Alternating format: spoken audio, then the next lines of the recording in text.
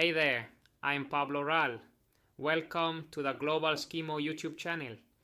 Today we're going to review another ski mountaineering race, just like we've done in previous videos. I'll link the playlist up here. Well, it is going to be a cool race to talk about, because it was undecided until the last moment. So I go down to the corner and we start. The Marmotta Trophy this year was the Italian championship for teams. So there was a pretty high level of Italian pairs. The strongest Italian pair that came was Boscacci with Magnini, and all these guys started 10 minutes ahead of us. So after they took off, we got our start. Some people went out very strong, but they were running without any technique and wore themselves out just after starting. I just pushed a bit hard for the first few seconds and then glided well, because the start was quite flat. And to get my pay, it was a race of almost 2,000 meters up.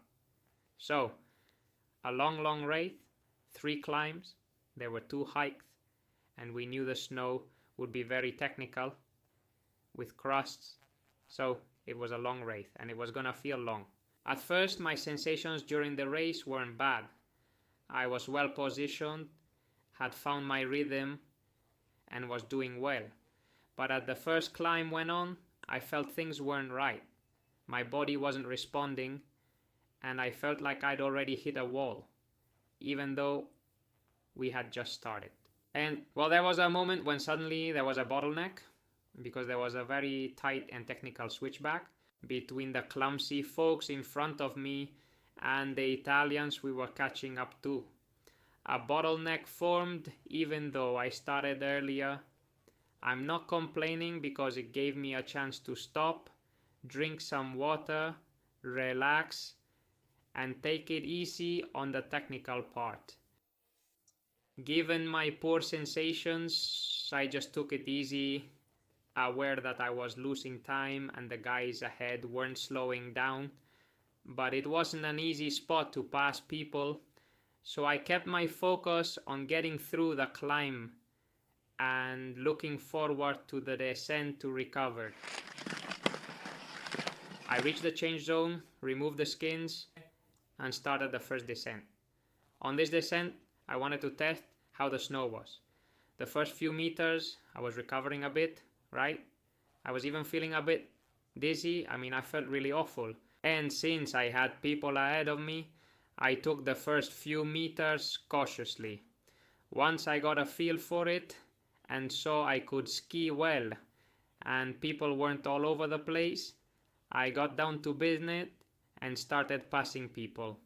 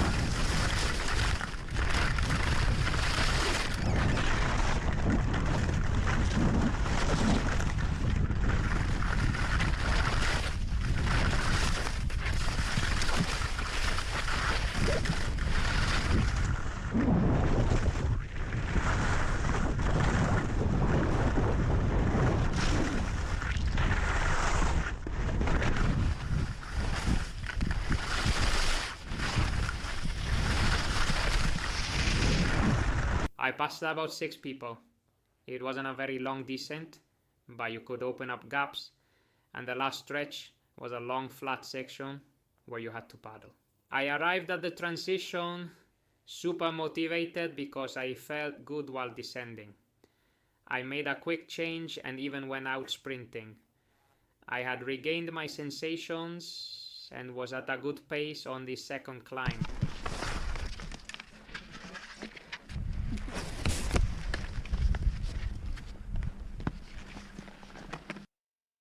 On this second climb, I felt like I could keep a good pace.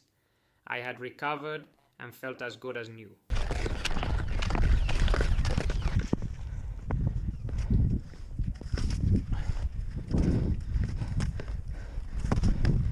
During this uphill there were some zigzags, and then there was a section on foot. And right there in the hike, I managed to see Jaime. I don't know if you remember in the individual race in Germany where we were competing closely. If he overtook me, I would catch up to him on the descent and all that. So he was a good reference. So I timed him and saw how long it took me to reach that point, and it turned out he was 3 minutes ahead, which is a difference. Hard to cut. I kept climbing.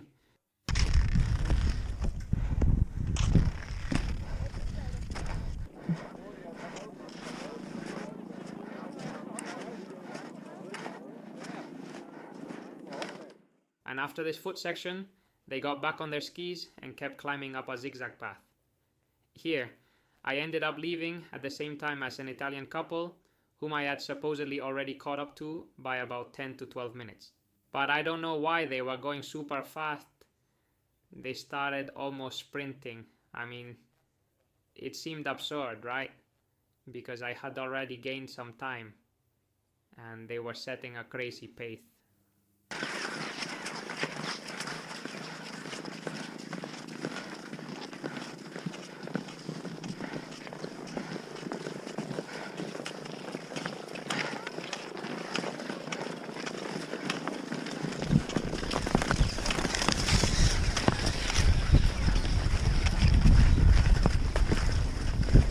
Climbing, and in the end I was more or less with them all the time, because in the technical sections I was catching up, and we reached the top practically together.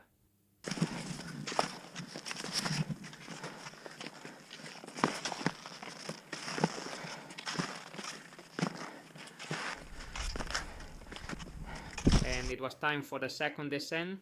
In this one the snow was very tricky and I had to take advantage of it. I went down very fast, very confidently, skiing very well. Despite that, the cross level was tricky. There were hard snow patches, but with bumps, areas suddenly wind blown, very variable, and you couldn't trust it actually. The psychological strain was immense, because you had to stay focused the entire time. You couldn't relax, because if you did, you might catch a ski and tumble over. So, I had to be totally concentrated. Kept thinking to myself, Pablo, focus, focus. And besides, they were long descents. It's not like you just remove skins, go down, and already have the next climb, like in Germany, for example. This time they were long descents, maybe 800 meters down. Things like that. You could feel it in your legs as well as your concentration, because you couldn't relax at any moment.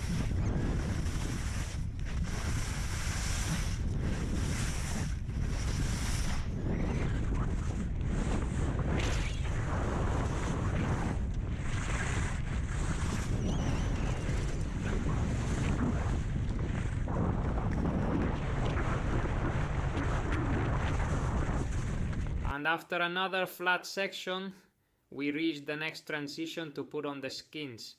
And right there I saw Jaime again. I managed to regain time and had already cut a minute off his lead.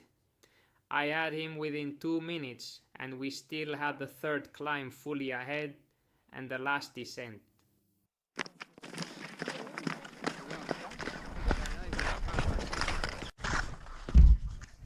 Look at what's next, those zigzags, and look at that cool couloir we're gonna do.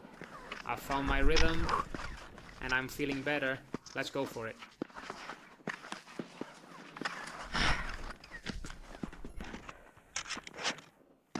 Finishing the slope with a 45-degree incline.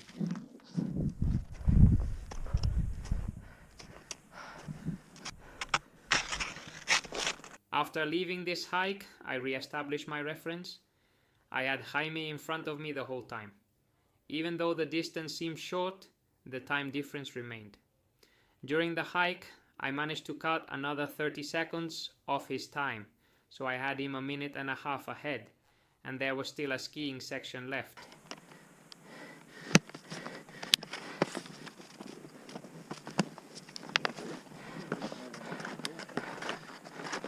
I also noticed he was already tired, but during this final stretch I was just as exhausted and the time wasn't improving. I kept checking my references now and then, but there was no way to catch up. We were both equally spent.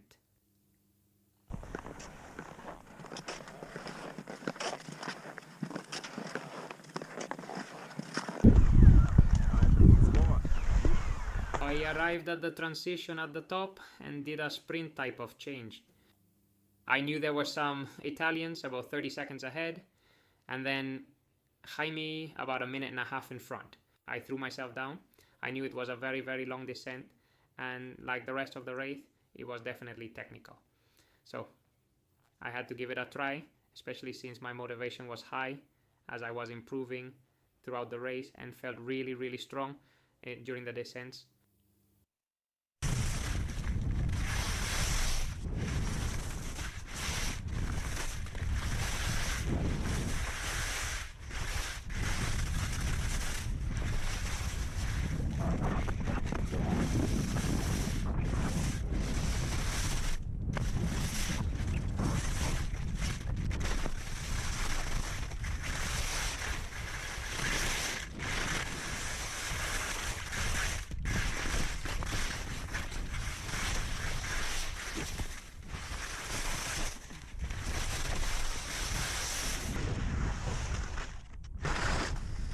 The start of the descent was super cool because it was like going down a very big ridge and you had to play around with climbing up and such.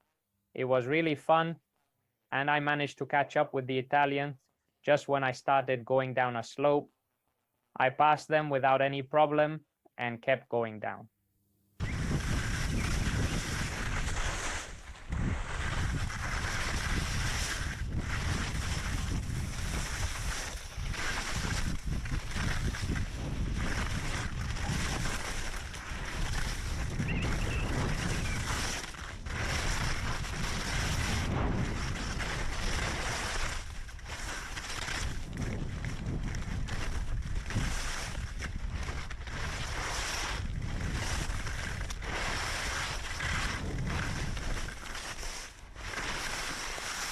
And suddenly on the descent, they put the flag through a couloir that had huge moguls. It was super steep, but I was so focused and so concentrated that I went in without thinking twice.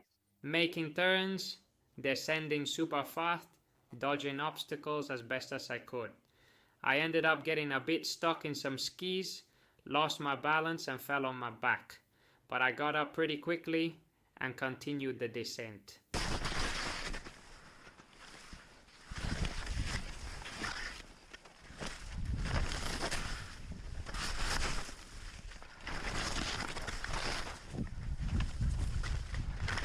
I was starting to see the trees, which meant we weren't far from the finish line. It bothered me that I still hadn't spotted Jaime, and when I began to see the forest, it was a sign that we were really, really close. So I kept going down the forest really hard at that moment. Also, I remember reflecting on the great level of downhill skill I had reached this year, and I was very happy with how I was going down in this race.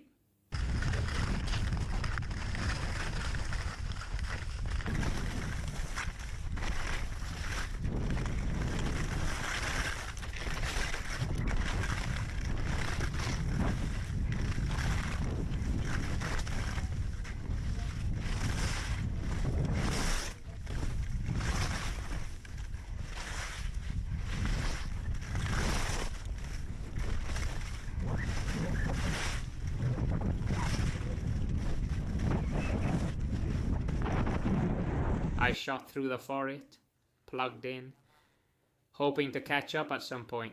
And suddenly, as I entered the denser forest, I started to see that he was in front of me. With the speed I had, and the speed I had been going downhill throughout the race, this time I didn't even get behind him or anything. This time, it was a Formula 1 overtake. I think I even jumped right past him. A little jump to get over anyway. I flew over it, and we were almost there. Plus, I knew that last stretch because we did it during the warm-up, but I was going really, really fast. I was climbing up the walls until At one point I almost went off and hit some mat that were protecting some wood. But it wasn't all done yet. Just like in some World Cups this year, the finish line wasn't crossed directly. Instead, you had to do a transition first, put on skins, and climb a very short final stretch.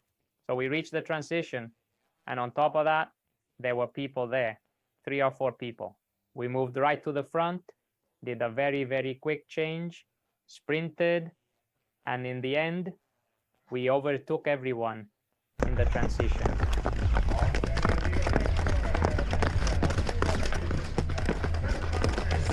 And that's how I finished a race where, despite feeling awful during the first climb, I managed to pull myself together and go from less to more, and with a lot of confidence, descended very, very well.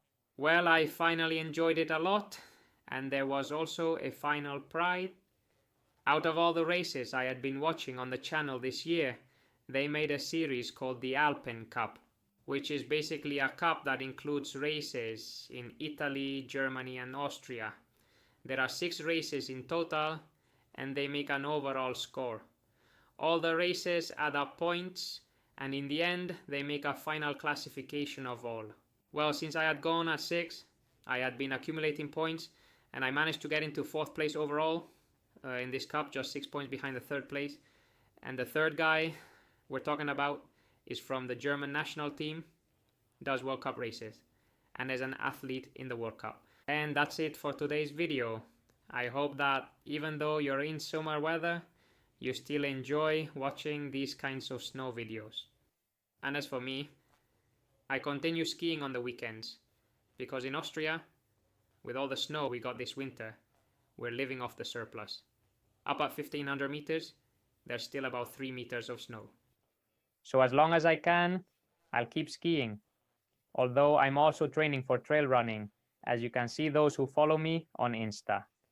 Leave me a like if you enjoy these videos, subscribe if you haven't yet, and see you soon. Bye.